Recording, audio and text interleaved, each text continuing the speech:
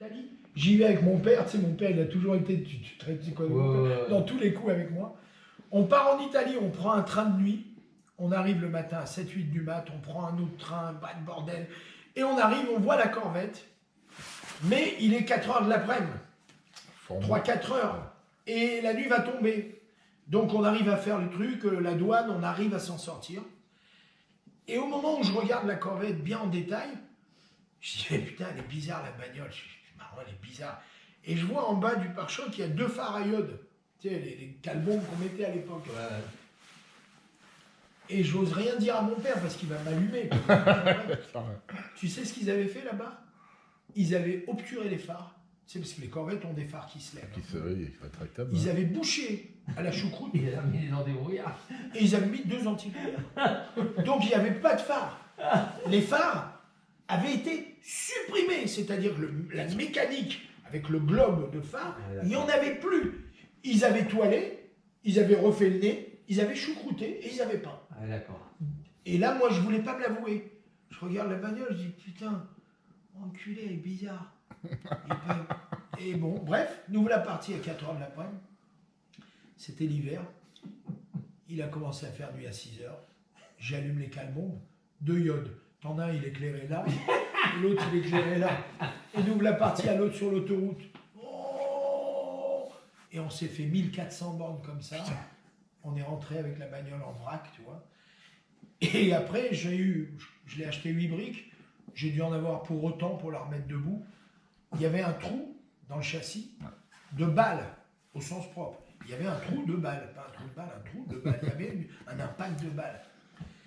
Et quand j'ai voulu changer les phares, j'ai appelé mon pote aux États-Unis, parce que j'ai un pote depuis 30 ans qui m'envoie toutes les pièces.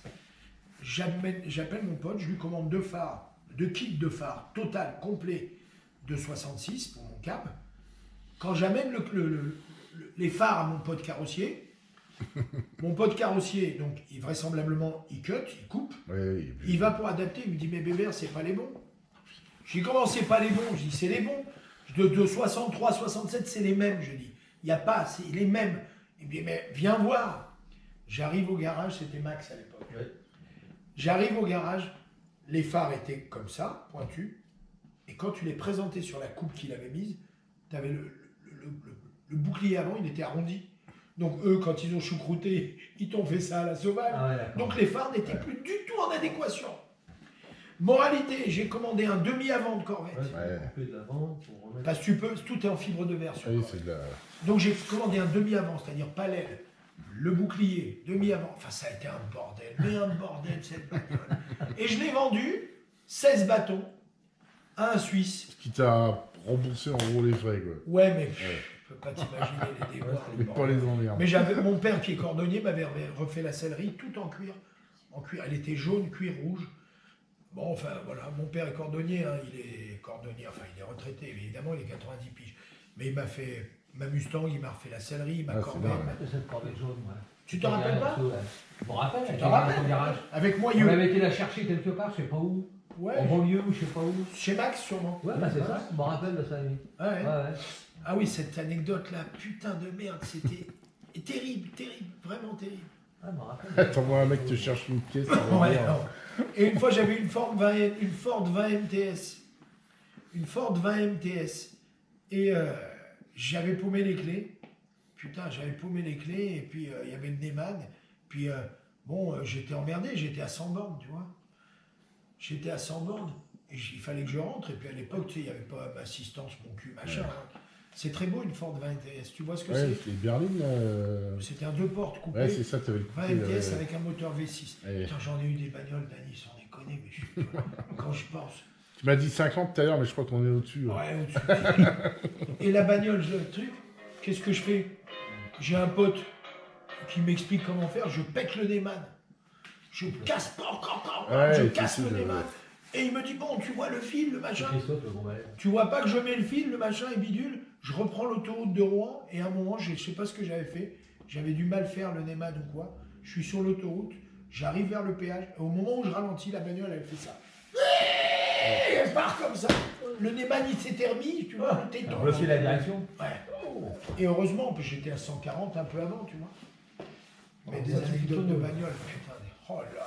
Ah, le truc, C'était remis c'était rebloqué. Ouais, il y a eu une merde ressort, comme ça. Et puis je faisais aussi mes jantes, la 20 MTS. Un jour, je prends un excès de vitesse. Je fais 156 au lieu de 90, bon. Et ils me foutent 2 mois de retrait de permis.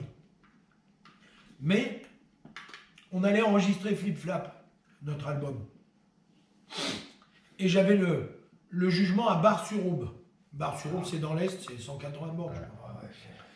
Et le jugement, il était genre à 10h du mat, toi, tu vois, à Bar-sur-Aube. Et le studio c'était à 16h, 15-16h. Et je dis à Michel, putain, je suis dans la merde, parce que là, si j'y vais, ils vont me niquer mon permis, ces enculés, Ils c'est vont pas sûr. revenir avec. Alors il me dit, bah on y va en bécane. Et c'était l'hiver. C'est l'hiver. Hein. Je lui dis, ah bon? Donc nous, la partie derrière Avec le son cheval, Harley, hein. Avec un cheval. Hein. son Harley, on part à Bar-sur-Aube. Et quand on est parti, tout allait bien. Oui. Hein, ouais, il fait pas froid. Et il n'y avait pas les doudounes et tout. Ah non, Tu te rappelles, un blouson en cuir. On est parti avec Les des gants, tchacs, c'était en toile. et puis il fait, ça On va. a mis des papiers journaux dans les Ouais, schlaps. ouais. Ouais, Et ça va, ouais. On arrive, on fait. Ça Alors va, là-bas, on arrive. fait comme ça. Ouais, super. Oh putain, Il me nique mon permis. c'était pas la moto. Donc j'ai qui bien tremblait, fait. C'était Il me nique nous. mon permis. Et au retour, on monte sur la bécane, on fait les 200 bornes. Putain, il devait faire 2 degrés, 0 degré. On n'avait rien. Hein. On arrive à 14h30 peut-être, à 16h en studio pour chanter, moi, à 16h. C'est pour ça quand on voit la pochette Flip Flap, Ouais. la pochette Flip Flap, tout de suite on pense à ça, lui. Ça jouait parce que c'était. Et il y a un producteur qui fait un bébé. Bon, Ça c'est va, vrai tu t'es bien T'as reposé. pas, tu t'es couché tôt hier soir, t'as Ouais, bien ouais.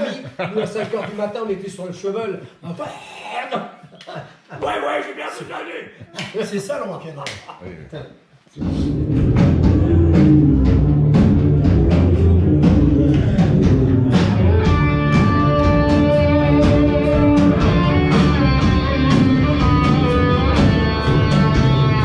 Voilà la festivité de tout un peuple qu'on a conquis.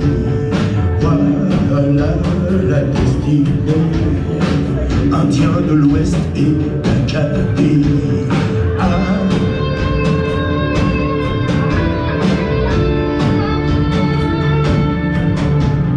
Voilà la destinée, on disait venir en ami. Voilà la destinée, des chimères et des alibis. Amérindien,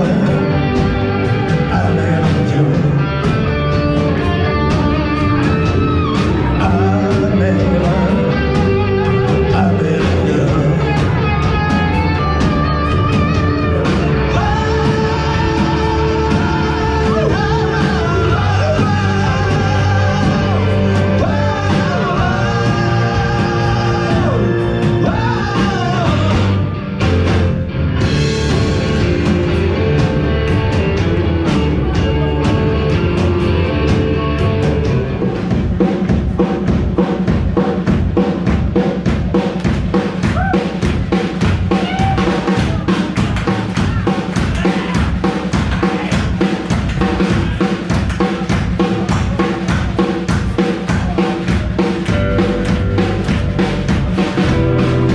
Bien les amis, l'action se déroule il y a 10 ans.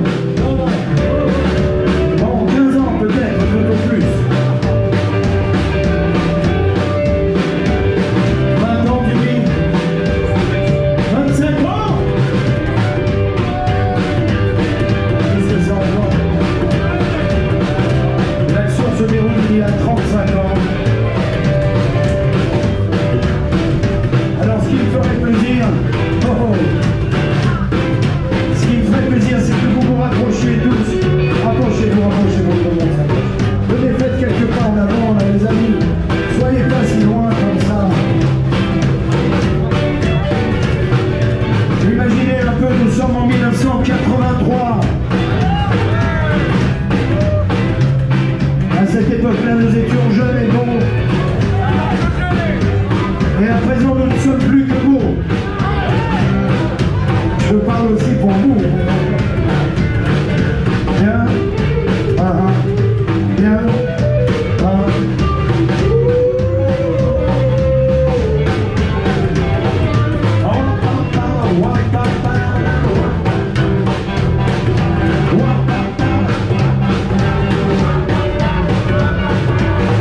vachement trop intime. Hein, moi j'aimerais bien que ça décolle plus que ça.